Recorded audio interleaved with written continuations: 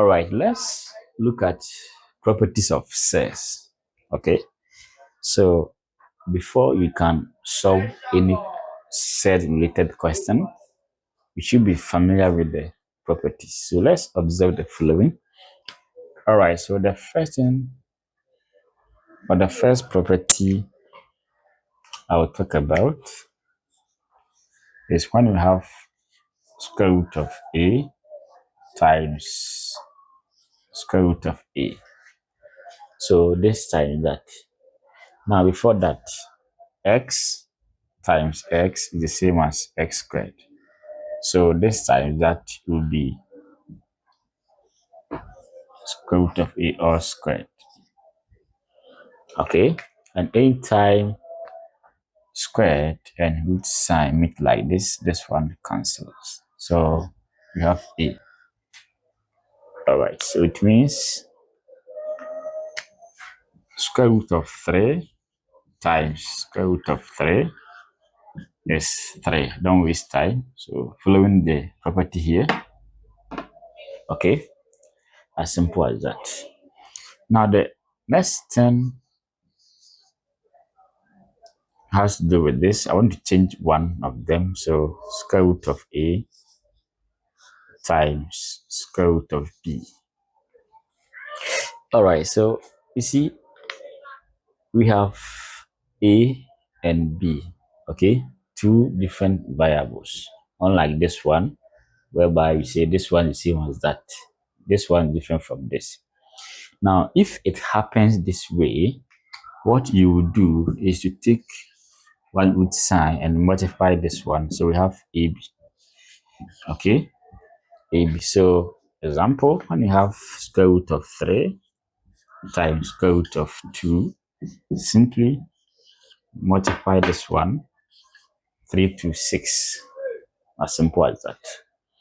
Okay, so the third property has to do with square root of a times square root of b, but this time they have coefficients. So let me call this y and this side m. All right, so situation like this,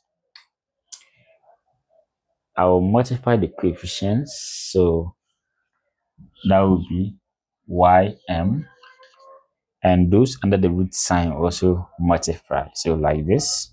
So have a b. All right. So when we have example like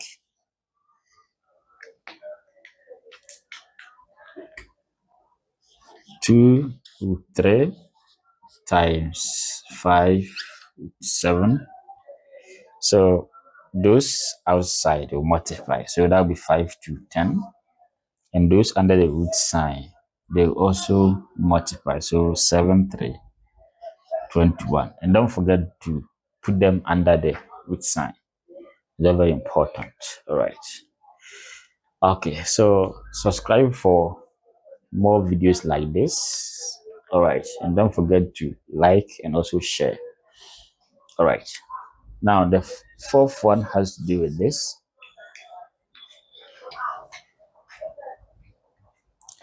All right, let me put the fourth one here.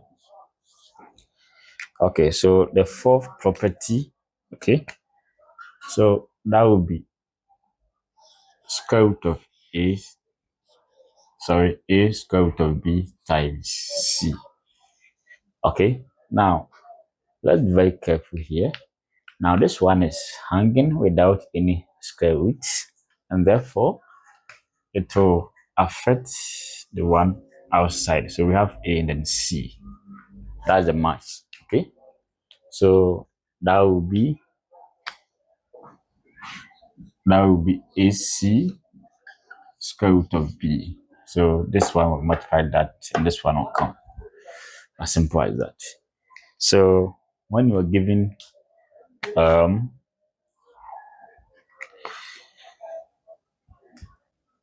we're given 5 with 7 times 3, we simply this one times that would be 15 with 7. Okay, all right.